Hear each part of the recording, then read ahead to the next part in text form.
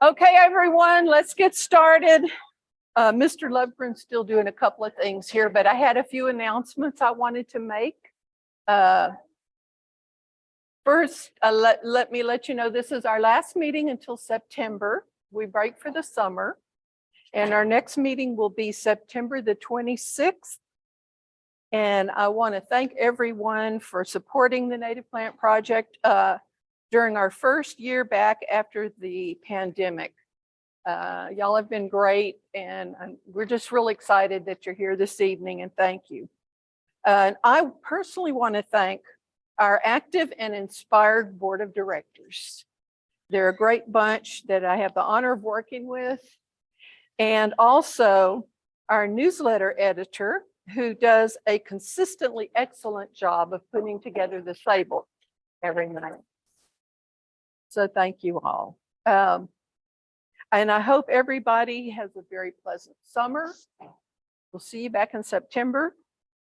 And at this time, I want to introduce our speaker for the evening, Mr. James Lovegren. James has been operating L&L Growers with his wife, Suzie, since 2003. Their business arose from a confluence of two things. Their son, Philip, was working on an Eagle Scout project conducted out at Santa Ana, and it was with Chris Best, and he was helping him learn how to grow native grasses for the Santa Ana National Wildlife Refuge. And then James has a long professional career as a carpenter / woodworker / builder. And that's essential in constructing the devices that they have to use in propagating the native plants. So the Lovegrens have grown over 1 million native seedlings for wildlife habitat and environmental restoration in the Lower Rio Grande Valley. And they've even branched out now to the Austin area. Of course, we all are familiar with the Lovegrens' work because they grow the native seedlings that we have here every month with the help of Ken King, who goes and picks them up in San Benito. So we all feel like you're like a household word anyway. So with that, I want to welcome James Lovegren and let him show you how it's done. Yeah, I'm not a trained horticulturist nor botanist. In fact, it's only been a few years since my son August said, "Hey, Dad, there's only one N in botanical." So, did y'all all know that too? So, anyway, so all I can tell you is what my experience has been. You know, I've read a lot of books, talked to a lot of people, and just found out what worked for us. Anyway, it started as an Eagle Scout project for my son, Philip. He was a friend of Richard Moore's son. And so he was over there occasionally, and Richard Moore kept asking Philip, "Well, how's your Eagle Scout project coming?" And Phil said, "Well, I haven't really found one yet." So eventually, Richard Moore said, "Let me introduce you to somebody at Santa Ana." I think it was a guy named Gary, who was the herpetologist at the time, but somehow it got passed over to Chris Best, who was the plant ecologist. But anyway, okay, this is kind of a view of part of our nursery. We've got about 50 benches like this. We haven't filled them up recently, but we still grow a reasonable amount. Here's Phil. Here's Phil again, Jesse. This is Missy. She was pressed into service as a reader. She liked doing it, but I think she didn't have a choice either. I don't know if you are familiar with the cigar business in Tampa, Florida in the old days, but in the big room where everybody was rolling cigars, well, they had a reader who would read the newspaper to everyone while they were working. So I kind of think of that. And here's some more. It was a family affair. Here's Suzie. Yeah. Uh-oh. Anyway, she's the one that keeps our plants green. Let's see. Here's August, the one who teaches me how to spell. Seed collection. The specifications for U.S. Fish and Wildlife, for whom we grow seedlings, that's where we started, is that everything has to be grown from seed. So we have to collect our seed. Mostly I do collecting in local parks, roadsides, and some of the fish and wildlife tracts. Question is, when are they ripe? Sometimes it takes a while to know. I used to pick the Vases Adelia. I would wait till they were dry and they were popping in my face on the tree, and there were doves on the ground. Doves love them. In fact, if you're walking towards a tree that you know of on the trail, you've probably seen it in Ramsey. If you see in the distance doves on the ground in Vase season, you'll know that they're popping. So, but like I said, I used to pick them when they got a lot drier. But Christina told me that if they've got that little light colored line on the side, that they are probably viable enough. And so this is one that I picked off. I bit it open, and even though I crushed it somewhat, it was all filled out. The seed is black, so I know that's going to be a good seed. See, here's some dry ones. And those will, the day I took this picture, there were these pods popping all around me. And this is snake eyes. Over there, those are ripe, ready to be picked. These in the middle are unripe. Here's some more of the same, but I put these two pictures because this was kind of a strange phenomenon. I don't know if have you seen this before? I've only seen it once or twice on snake eyes, but I don't know what that is. But I thought that was interesting. I don't know if it's an exudate from an insect or anyway. Yeah. It's okay.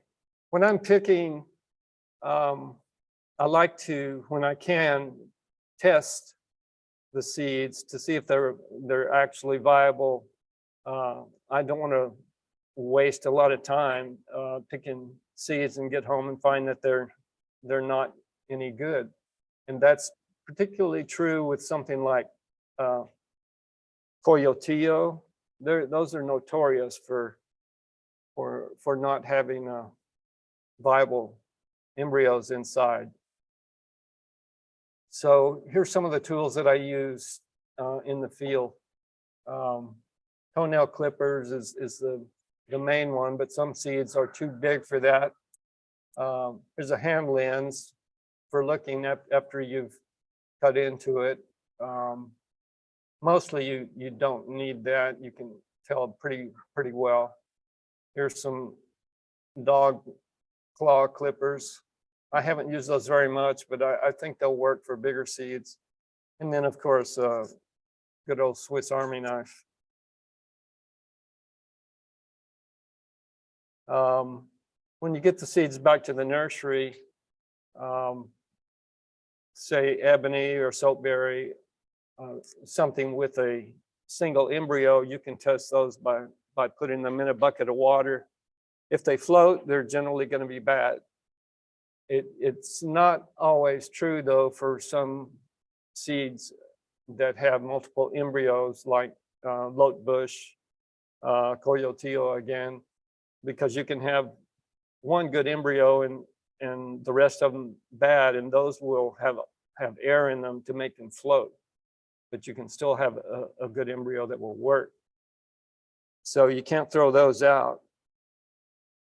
Okay, one of the methods for picking is, to begin with, is by hand. Spiny hackberry or grunhano, but now you know why they call it spiny. Yeah, I pick by hand the grunhano, the lotebush, coma. It's a big enough seed where I'll use gloves. Because not that they're so much thorny, but they've got a lot of latex on them, and your hands will get really sticky. I don't do it for grunhano, even though it's spiny, because I want the dexterity. And then, yeah, as sweet as it is, you can't really make preserves out of coma. I don't know, you've probably eaten coma. It's quite sweet, but I've tried making preserves, and it took forever to clean the pot, and we just got maybe chewing gum was the best I could say.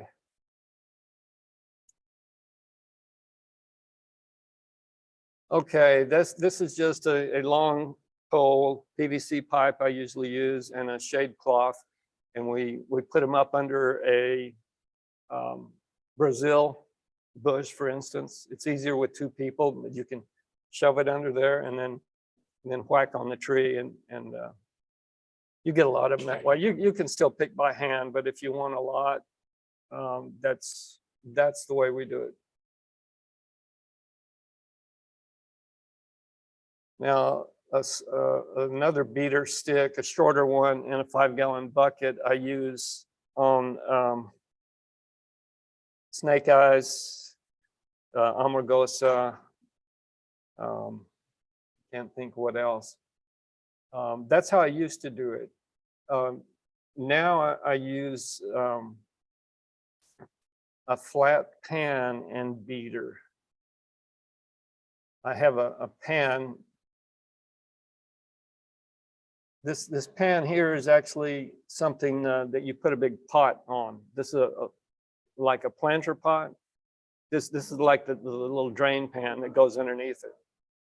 So that's mounted to a stick, and then that's another 6-foot PVC pipe. And this is amargosa, as you can see, and that's really the only way to do it for me now. You can just kind of reach it in, and you don't even have to hold it flat. You know, you can have a little slant on it because there's that lip on it. And that saves a lot of pain.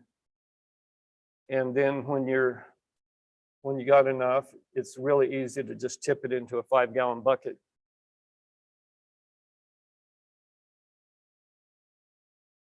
Here's some snake eyes that I would use that same method on.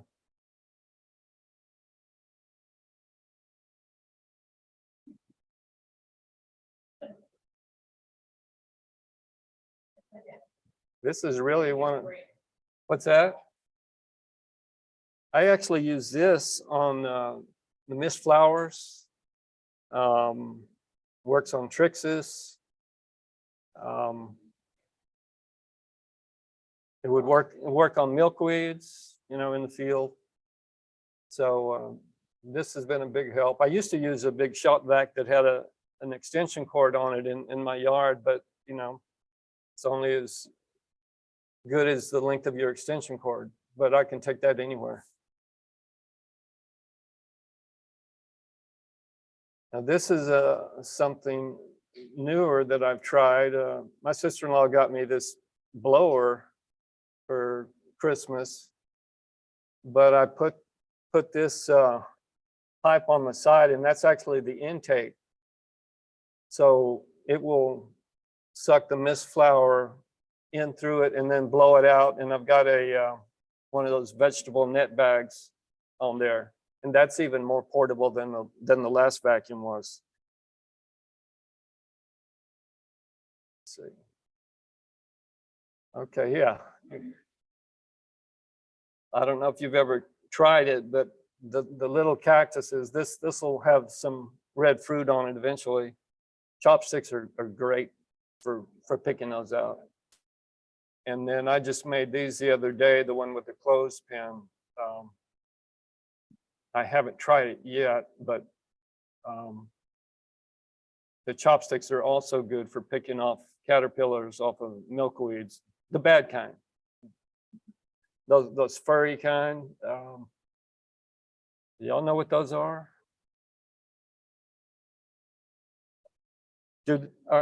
I haven't wanted to test to see if they sting me, so I'm just, they're not? Okay. Anyway. Okay, here's some reaching tools. Here's a ladder. I use that for yucca. And there's a little piece of foam rubber I've glued right there because sometimes I'll have to carry it into the field, like it if I'm collecting at Laguna Toscosa, and so that's easier on my shoulder. And then over here on the right is just some pruning shears rigged up to the end of a pole, and then there's just a hook. So for some things, you just need to reach a branch and kind of pull it down to where you can get to it easier. Let's see if this thing works. Okay, yeah, there we go. See, there it is. Just learning to use this technology here.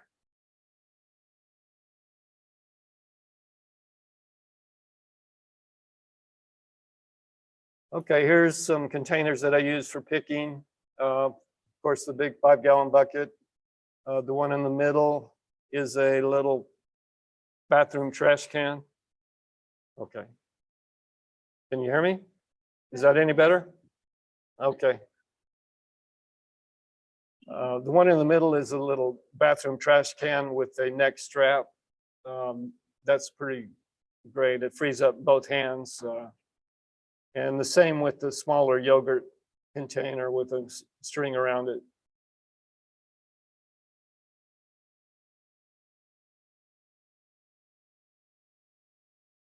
Okay, I guess for the soft fruited species like Granjeno and Brazil, you could use a screen with a type of a pestle in it. And I do that, I think I still do that on Coma because those seeds are kind of tender. But now I probably use the blender for most things.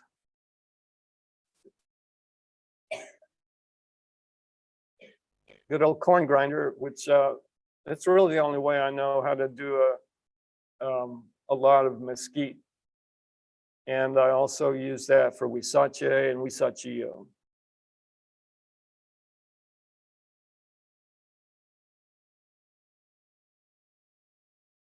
This is one of my favorite ones. It's kind of like a weed eater in a bucket. It's just a piece of all thread with some cable attached to the end of it, and that fits over the bucket, and then you turn it around and it's a flail.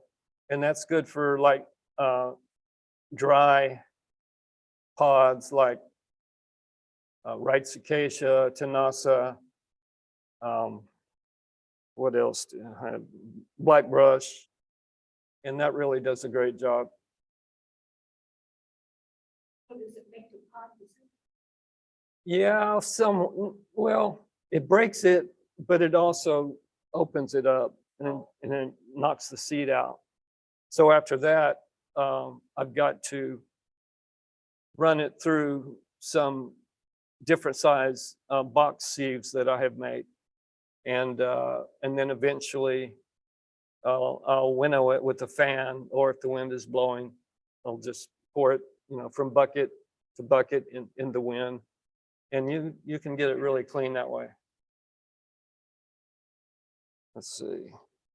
Okay, blender, can't do without that. I use a dimmer switch and an outlet to plug this into. This used to be a variable speed, but I don't know if you can see all the buttons are gone. Those played out, but The dimmer switch actually works better because you can have kind of infinite speed adjustments. You can use a regular blender, but this is a wearing, which I'll tell you in a second why, but the first ones we used, you'd put a short piece of rubber or vinyl hose on the blades so that they wouldn't chop up the seeds. And that works just fine until one of them flies off while it's running, and you may not know it until you've damaged some seeds. But this wearing, and I don't know, maybe there's some other commercial blenders, you can take that blade out and it's just all stainless steel, and then you flip it over, so that means that the dull side of the blade is the one that's leading and hitting the seeds. And then I even took a Dremel tool and kind of dulled that backside even more. So, and then with the variable speed, you can adjust it to make it so you're not damaging seeds. You'll probably damage a few of them, but it really is a way to get a lot done. Another tool I use is harvester ants. This is on anacoita. Just put them out there by their mound, and they will depulp them after a few days. I used to do that. I haven't grown anacoita lately, and I since have obtained a power washer. So I'm probably going to try that next time. But they did a fine job while they were on the job. And then a hammer and pruning shears. Y'all know what those look like. I use a hammer for breaking ebony pods open. That's about the best way. It's, you know, kind of time consuming, but it's my son and I binge watched Breaking Bad while we went through pounds and pounds of them.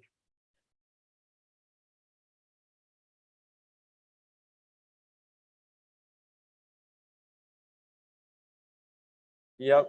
I'll say more about this later.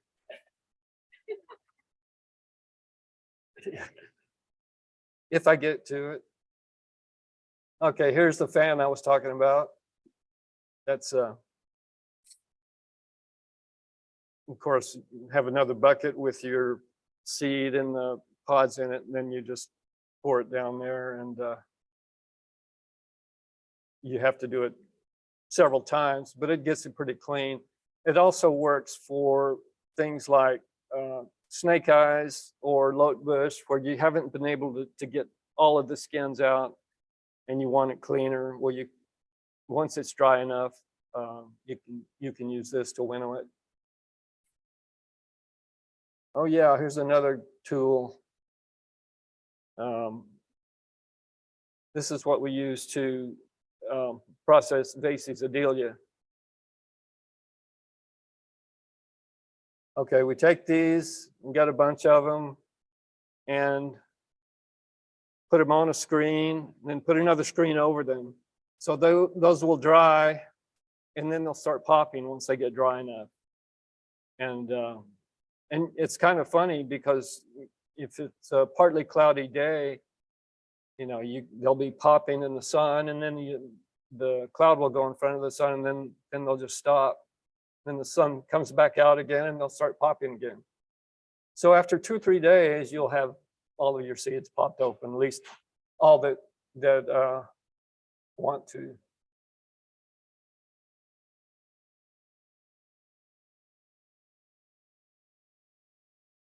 So this will get another screen on top of it. In fact, those are kind of crowded. I might have put those in a bigger screen. But anyway, you get the idea.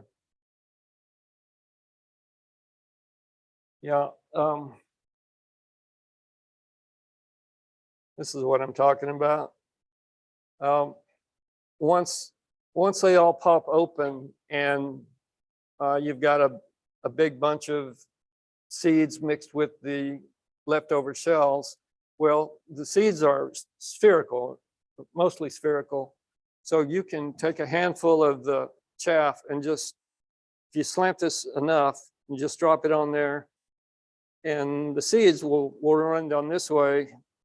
But the rest of it, since they're not round, they're less likely to roll. So that separates them pretty well. And you just take a spoon and get the seeds out and put it in another dish. And you may have to do it several times, but it's pretty effective. Let's see.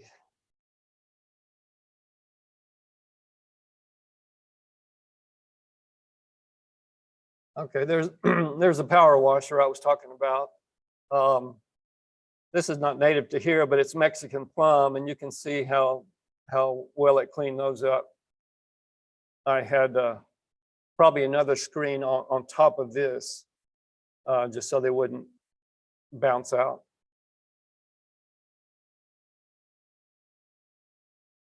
Okay, a good old punch bowl. I use this after I've had things in the blender.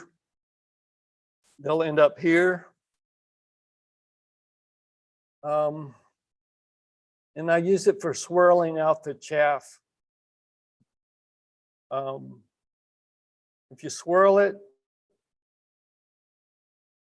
most of the good seeds will go to the bottom. The chaff and the trash will stay near the top and around the edges, and you can kind of dip that out as it's swirling. You can also tilt the bowl as it's swirling and kind of pour out the bad stuff, and the seeds stay close to the bottom.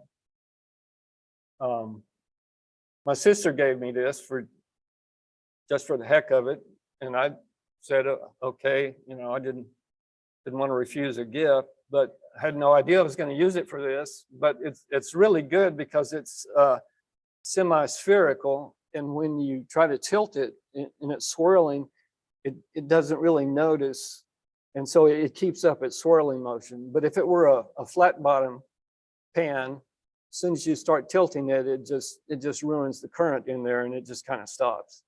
So this was just kind of a lucky accident, how a lot of discoveries are.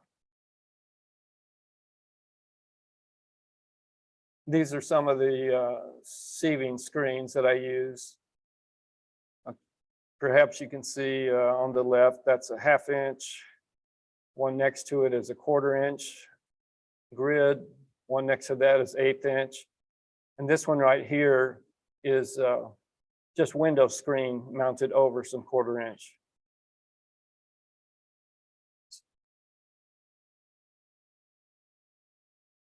Here's a different view. You might be able to see the different grids a little better. These are some testing sieves that I was lucky enough to get.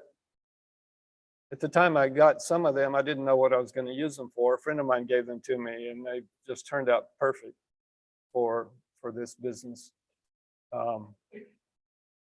The large basket strainer on the top left, it's really nice because it's got a kind of a rounded bottom, and it's really a lot easier to get everything out of it with a spoon because of it being rounded. You can imagine trying to get something out of one of these flat bottom sieves. It's not as easy. So that saves a lot of time. That's a big workhorse for me. Okay. I know flame leaf sumac is not native here, but it's similar to snake eyes, and I had pictures of it, so it'll demonstrate well enough. Okay, there they are in the blender. I've got it on, got it to the speed I like. Then there on the sieve on the left, I've poured the blender into that and taken a water hose with a pretty aggressive nozzle to blast out whatever the skins that I could. It won't get it all, but it gets out a lot. So then I poured into this big basket strainer here.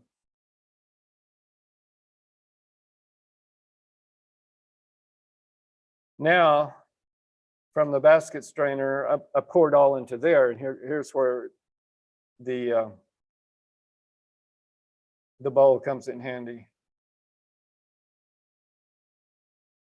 Okay, I'm swirling it now. So you can kind of see at the bottom, that's dark, those are the seeds. And then the chaff and the skins, they're above it. So the more you swirl it, the more that stuff goes to the top. So there it is on the left. I also dip the stuff out. Anything that's floating, I'll dip out. So I've got it pretty cleaned up here.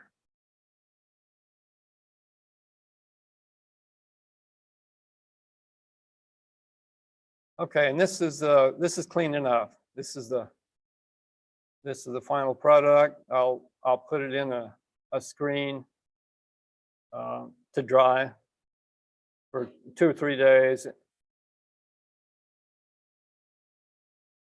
And then if I want to get more of the skins out, the dry skins, they'll be really light and they'll be easy to winnow out.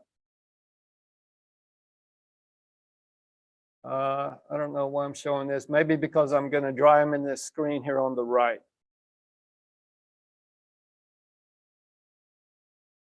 And I store most everything in Ziplocs in the freezer after they've been sufficiently dried. I used to use paper bags and didn't put them in the fridge, but I find that there's more shelf life that way. It may not be true for everything, but it works for me.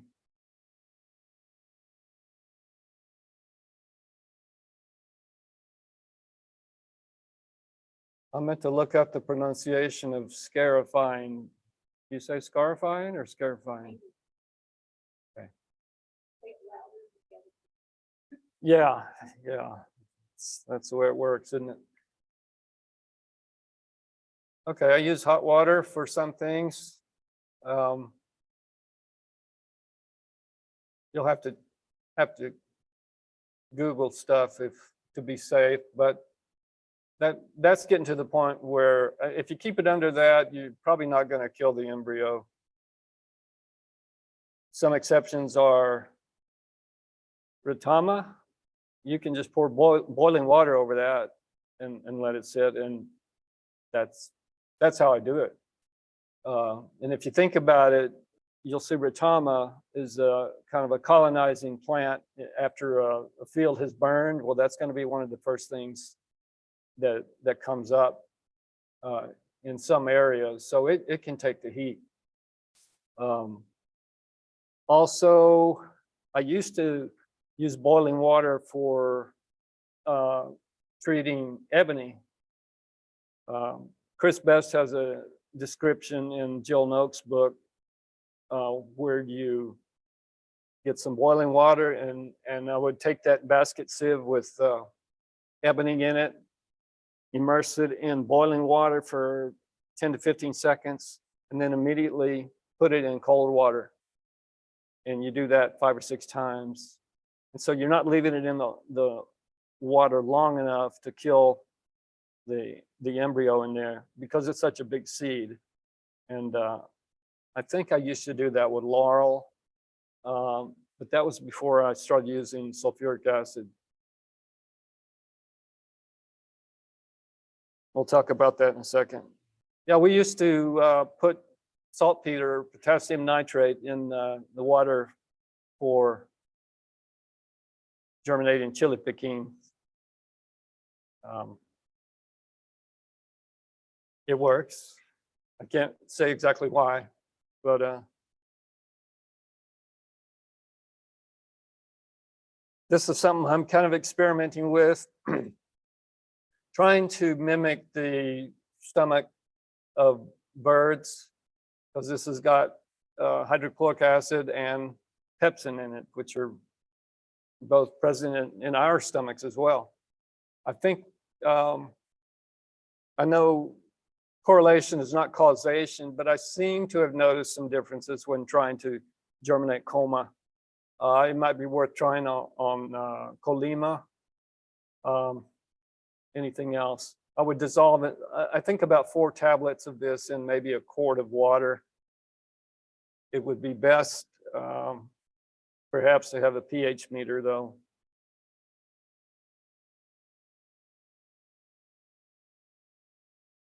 And then there's a good old hand scarifying with sandpaper or a file. When we first started, we scratched thousands of seeds on a little sanding block while we were playing cards. Tenasa and maybe some Wusache and I forget what else, but that works. It works on mountain laurel. And actually I've got a more sophisticated version of this. Oh, here's this sulfuric acid. I'm not going to really talk about this. This is for doing very, very large quantities of seeds, and you know, unless you're into that, you can find it out. Or again, Chris Best has a description of it in Jill Noakes' book. I meant to show a cover of that book. I believe it's out of print now. How to grow plants of South Texas and I forget, Western United States. Nokes though is the last name. Kind of a Bible for me.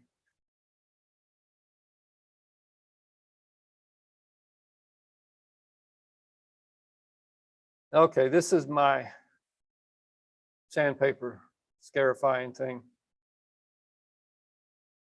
Can't really see it very well, but that's a stationary belt sander machine underneath there. You'd find them in a wood shop.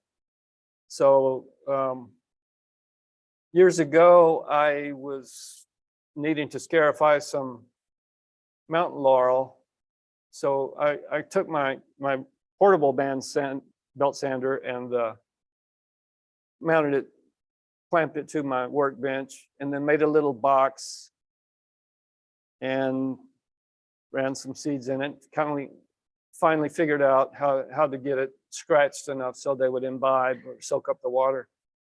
And then a few years later, a friend of mine was growing some mountain laurel seeds for me, and he came up with the same idea independently, but he put it on his stationary belt sander. And so it worked really well for him. So when I had the occasion to grow some more, I made my own this year or last year. And that's just a block of styrofoam right there, and that fits down into that space, the dark space, because you have to hold the seed down while the belt is rolling, or you really won't get the scratching that you need.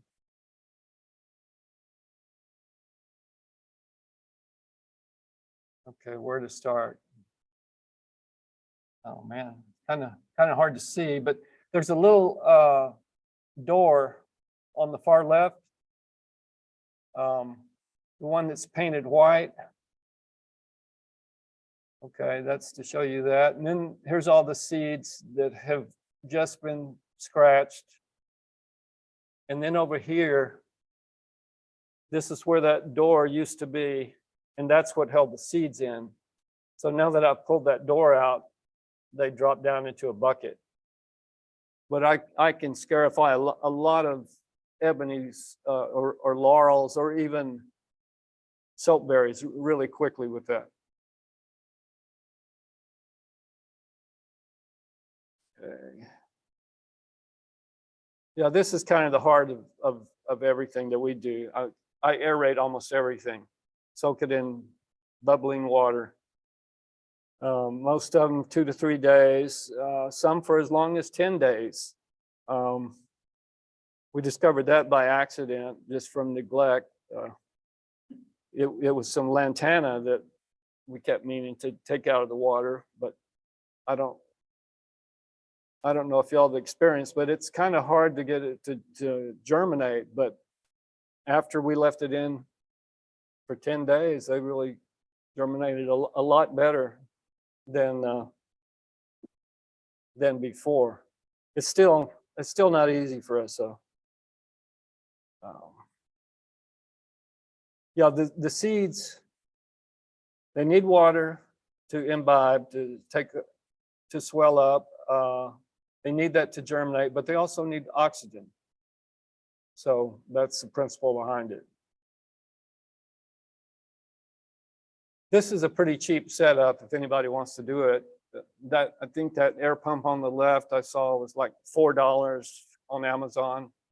Of course, you need some tubing.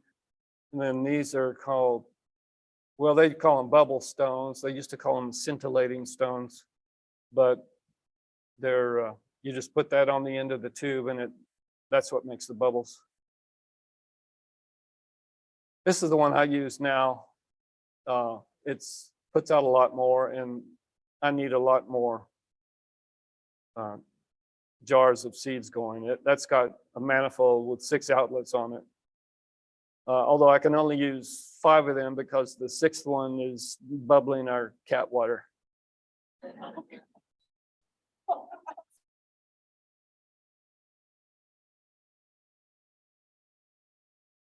Some seeds need after ripening. Manzanita for one, in my experience. Lantana, not as long, but it does need some, and it's still pretty hard. Hackberry, I suspect that it does. It doesn't ever grow as well for me as Granjeno does, which is its cousin. And I suspect I just might need to wait a year. I haven't grown it lately. Granjeno, I'm always able to grow it the same year I collect it. I'll just collect it, process it, aerate it, and plant it. And I usually get all I need. But I have noticed that when I have leftover seed of Granjeno, and I hold it over to the next year, it really comes up very reliable. Elbow bush usually doesn't, but last year it was ripe in the winter, which was really crazy. It's usually ripe in the early spring, but I think it was in December. And I collected a lot of it, and then I planted it finally in the spring, and I thought it would never come up. It just sat there. And so it took about 3 months sitting in the trays before it started coming up, and then it came up great. But I hope that's not the new normal. Okay, now we're going to finally plant. Okay, this is direct seeding. I use just direct seed Granjeno, lotebush, Crucita. I'll plant more seeds than, I'll plant several in the cell, and then when they come up, I'll dig up the extras and fill in the places where they didn't come up, and then whatever's left over, I'll put in new cells. So I have a note on this, I think. For the Crucita, the fall mist flower, I take that seed and I mix it with sand, kind of moisten, and then I'll just sprinkle it over that. And I don't cover that with anything.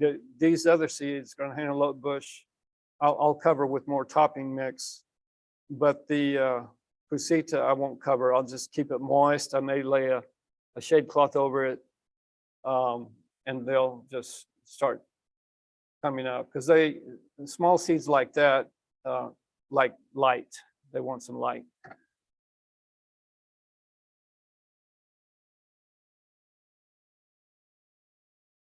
Okay, we pre-germinate a lot of stuff. And by pre-germinating, I mean putting it on a tray or some other thing. It could either be a seed starting mix, or it could be vermiculite that's moist. And for the most part, they're not buried. You can still see the seed, at least half of it. Some of them are just will just lay on there. So the ebony and mountain laurel and soapberry they're kind of partially uncovered. Completely uncovered would be mesquite, the acacias, guayacán, the spring mist flower, the azalea, and the trixus. We do the azalea in a germination tray because it's not nearly as reliable as crucita. You know, we can direct seed the crucita and it'll come up and we'll have more than we need. The azalea, it just, even though we used to call them both eupatoriums, they were nothing alike as far as germinating. So, you know, I don't want to use up a lot of bench space and have so many empty spaces and then have to go back in. So that's kind of our strategy. If it's reliable enough to give us a good turnout on our bench, then we'll direct seed it. But if not, then we'll do it this other way. Okay, these are my germination flats. They're just made of fence boards, fence slats. These are made of treated lumber. I used to like to use cedar. It's a lot nicer to work with, but it rots a lot easier than this. So this is just cut up fence boards, and it's 1/4-inch hardware cloth for the bottoms. I used to put newspaper in the bottom to keep the medium from falling through, but I discovered you don't even have to do that. It's mostly a peat moss based seed starting mix that I use, and that is holds together well enough to where you get very little to fall through there. I used to have screens on the bottom instead of hardware cloth, but some of the plants, the roots would go through and then they would get fat enough to where they would get stuck in the screen. Well, that never happens with this much coarser hardware cloth. Okay, this is persimmon that we have just pre-germinated. That's on vermiculite. They were aerated for, I don't know, 3 or 4 days. Kept moist. We may have some boards over them to keep them moist, but I think you can probably see the radicals, right?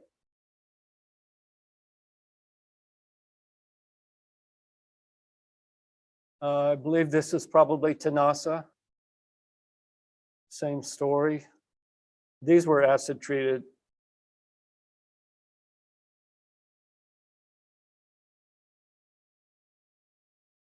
Soapberries on the right. I think that's Huizache on the left. But you can see we will let the radical get pretty long before we plant it. We don't always do that, but this is some mountain laurels. On the left, I was being real organized and diligent and pressing them down in there, and I clearly said enough of this, and that still works. But I will put a shade over that and make sure that it stays moist.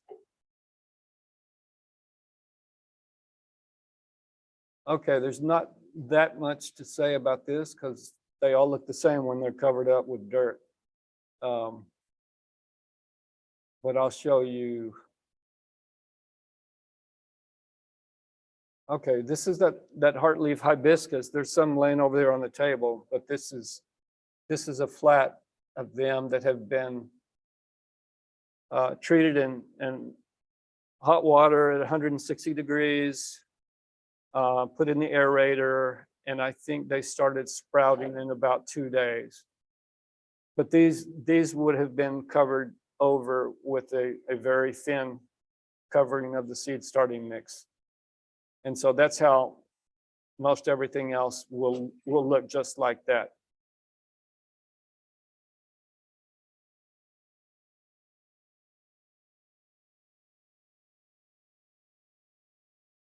Okay, we're going to transplant. I'll just, since we were talking about the heartleaf hibiscus, on the far left, I think I've had them in the aerator for a couple of days. I poured them into a strainer. Maybe you can see kind of a white spot there. Well, that's a radical. It's probably this same one or that one. So that tells me they're ready to germinate. Yeah, here's one I picked out of there, ready to go. Okay, on the left, I spread the wet seeds out on this newspaper because it's a lot easier to sprinkle the seeds onto a flat if they're not soaking wet, because they'll stick to your fingers. So I do something to kind of dry them off. I'm not putting them out in the sun, but just enough so that there's really no visible water on them. A lot of times I will also use fine dry sand to dry out seeds so I can smoothly spread them out. And you can see that that's a fairly smooth job.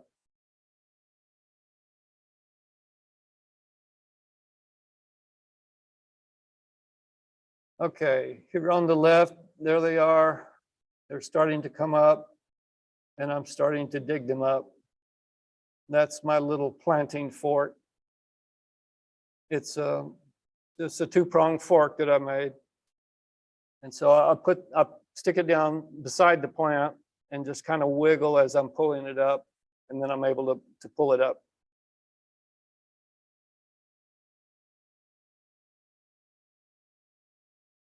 Okay, then when I pull up the little sprouts, I'll throw them in water. Sometimes I'll even put some Super Thrive in the water. It's a vitamin nutrient.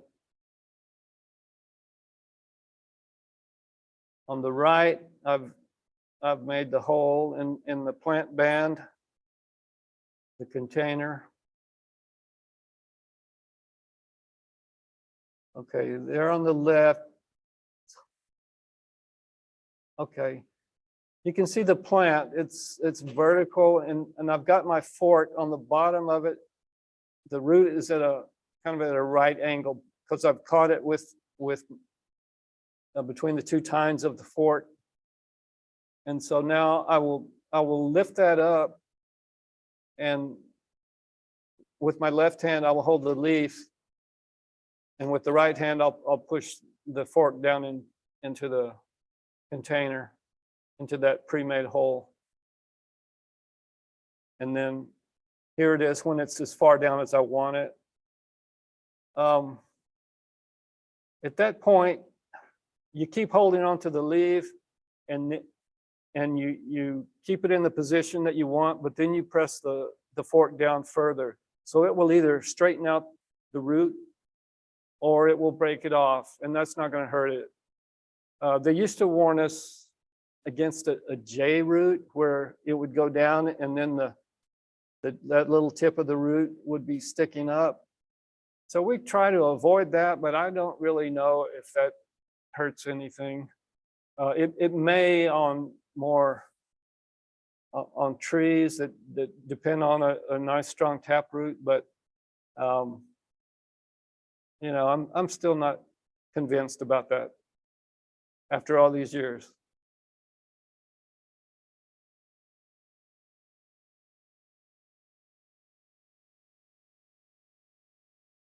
Okay, transplanting pre-germinated seeds, the ebonies, the soapberries, the tenasa that I just showed you. Here's some mountain laurels that have been in the planted for quite a while. You can see the cotyledon still on the surface. Same over here, over there. So we don't bury these. We just stick the radical down in the ground and until the seed is touching the surface of the soil, and then we just close it.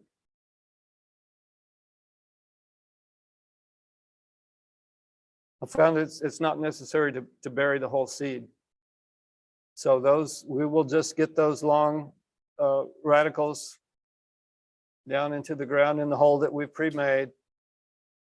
And, you know, you may get a little bit of the seed down in the hole, but it's not necessary to bury the whole thing. I first started doing that when I was noticing that some of the ebony seeds I was planting were rotting, or more than I want. You expect a little bit to not make it, but it just seemed like more than it needed to be. So I started pulling the seed up higher and leaving it exposed, and that seemed to help quite a bit. Okay, these are not native here as far as I know. Any bur oaks native here? Anybody know? I don't think so, but this is just to demonstrate that we don't bury the seeds. Because you hardly could. This is those bur oaks now.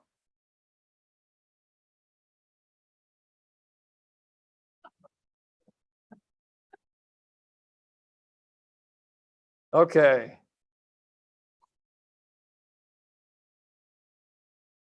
I guess we're still talking about milkweeds. The monarchs still haven't been completely saved yet.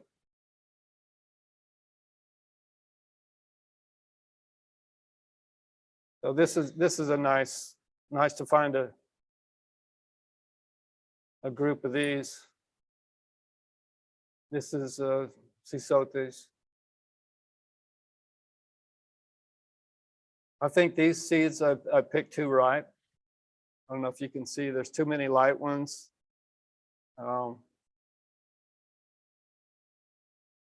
They're not going to be as viable. These seem to be just right. Even though they haven't opened up, their fluff hasn't opened up, I found that the dark color seems to be the sweet spot. And so if you can get them at this point, you don't have to pick them out of the fluff. Also, I found that when you're in the field collecting and you find a pod and it's a nice size and you think it's almost getting there, you can hold it in two hands and put a thumb each side of what you think is going to be the seam and just lightly tug on it. And sometimes they'll pop open and they'll be brown in there. If you have to pull real hard, you know, then they won't be the right color yet. But if you do open it up and it's not the right color, you know, I would just leave it. I don't do that a lot, and I haven't really collected in a long time. But I have found that works. So yeah, if you can get them like that, then they're real easy to pull off before the fluff goes crazy. But here we are in the field, it's starting to open up. And those would be fairly easy to collect. But a little further along and then you got a bunch of fluff. So I haven't done it yet with that vacuum, but I think next time I'm in the right situation, I think the vacuum would be helpful for this, or some that are farther along. You can see a little milkweed bug there on the bottom right. Oh, yeah, like I said.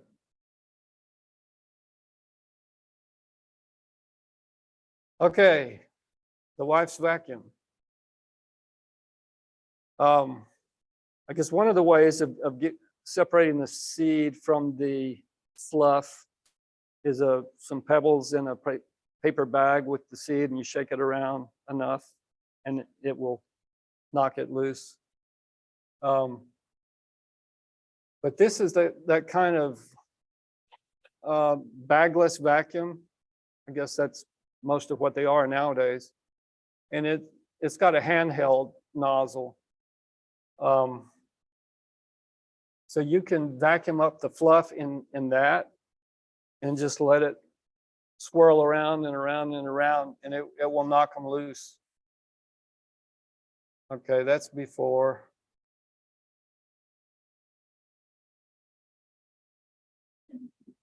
So there it is in action on the left, and then this is the final product. Of course, I've lifted the fluff out and maybe kind of blown some of it out, but you know, that's just a matter of about 10 minutes of work at most.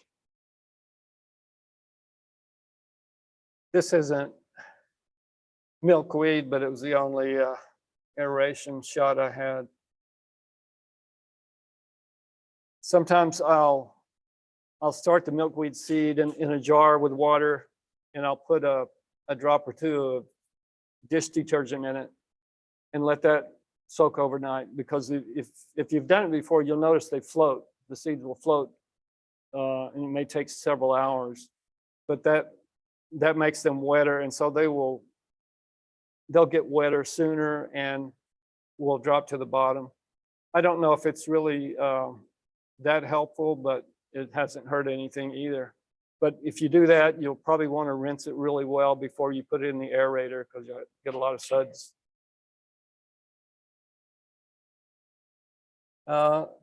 This is our partly hibiscus again, but this is how I would sow the milkweed seeds. Same way, or this is one way. And then I would cover them up and transplant the same way. Okay, these may be the prostrata. So there's one that's been dug up. This one's about to get planted. That one is planted.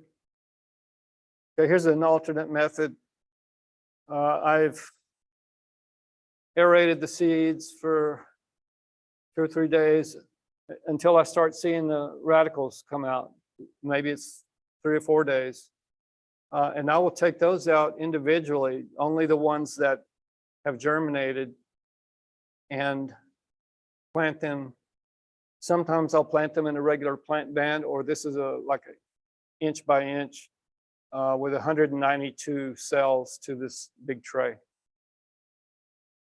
And I'll do it with these tweezers. I use the back end of the tweezers to make a little slit in the soil. Here's the slit.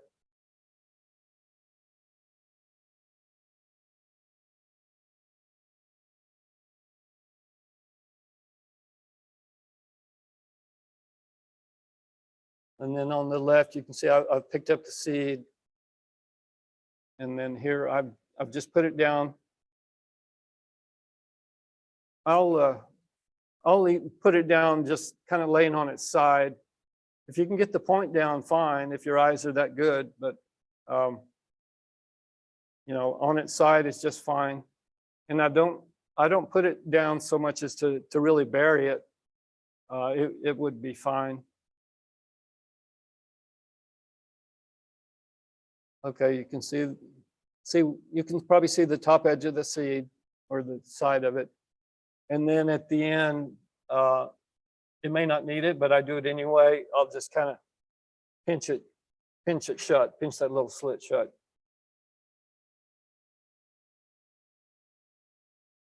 Oh, that's the tool for digging the little cell out once they've sprouted. I like this method because you're only dedicating a small space and see what comes up, rather than planting a seed or multiple seeds in your plant bands or in the bench. So that way you can only get successful plants in the bench.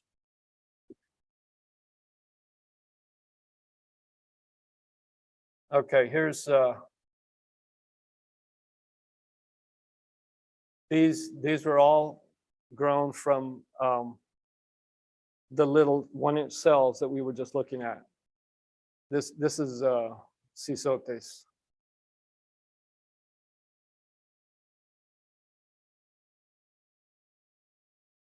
Okay, this is how they look today.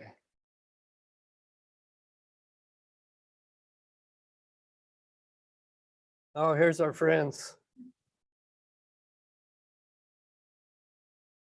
When there's not a lot of them, I'll just kind of smudge the aphids off. They're very soft, and it works just fine. Once they get to be more than I can handle, I will use a soapy spray on them if there's no butterflies around. If I know the monarchs haven't arrived yet. I think Mike Heap told me that he uses maybe rubbing alcohol on a cotton ball and just rubs it on them, and that kills them really quick.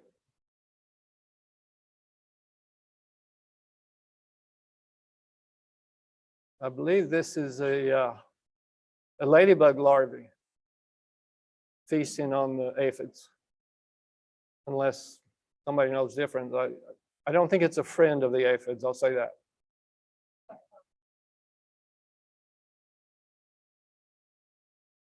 Looks like a butterfly larvae. What? Hoverfly, okay. Do they like aphids? Okay, there we go.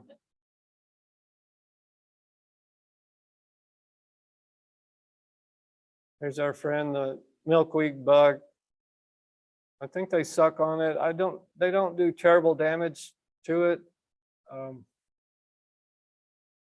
not quite sure. What's that?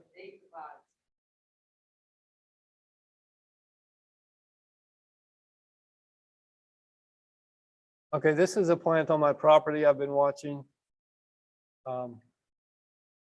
Hoping that it would get pollinated.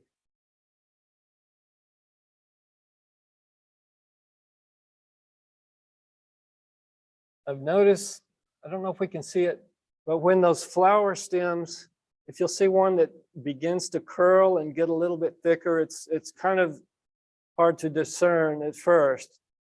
But if you keep your eye on it, it'll start curling more and more, and that's going to be one that has a better chance of making a pod.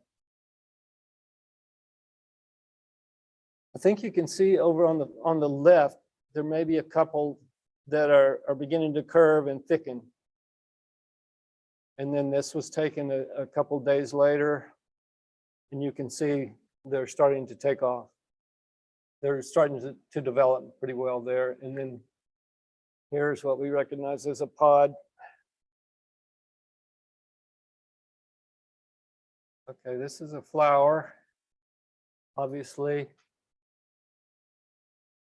And this right here is the anther slit.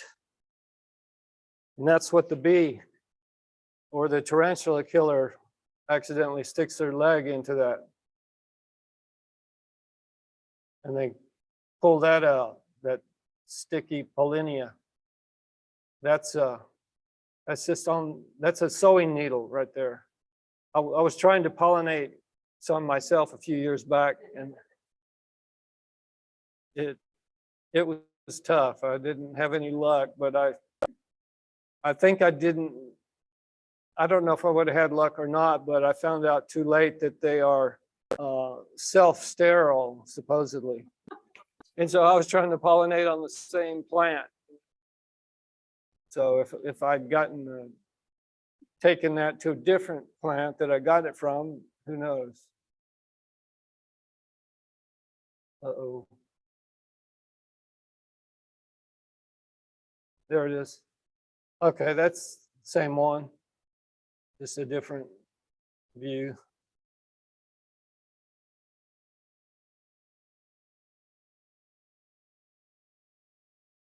Here's our friend. I think it's a tarantula killer or something like it. Tarantula hawk. Okay. Anyway, he pollinates. I thought I had some pictures or videos with the pollinia on his leg, but I don't. Here's another guy. I hear they hurt though. Okay, here's a bee. What kind of bee is this? Okay, this is still I took from a video I had taken, but I think you can see the pollinia right here. So that leg had to go into that anther slit, and then hopefully it will go back into another one.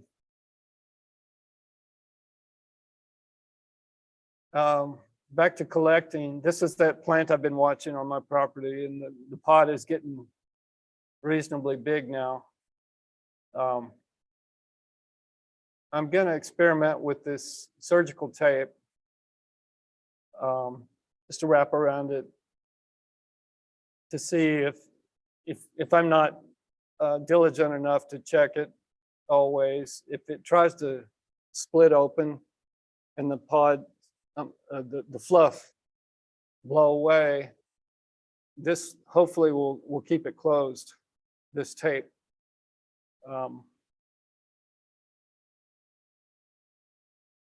The surgical tape, the adhesive on it is real water resistant. I mean, it has to be because what it invented for. We use that to repair our plant bands that sometimes come apart, and I've got some that are still on there after a year, so they can take the moisture.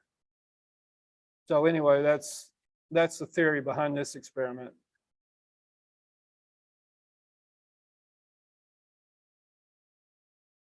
And then this is a good old organza bag, which works really well. Although the ones that I have found are kind of too small for most of the pods. You can't get it all the way over it. But Ken says you can find most sizes online, probably on Amazon. So that's something I'd like to do. Let's see. Well, I think this is our last slide, except for the last one for, I guess this next one is how I'd like to be remembered. Okay, thank you.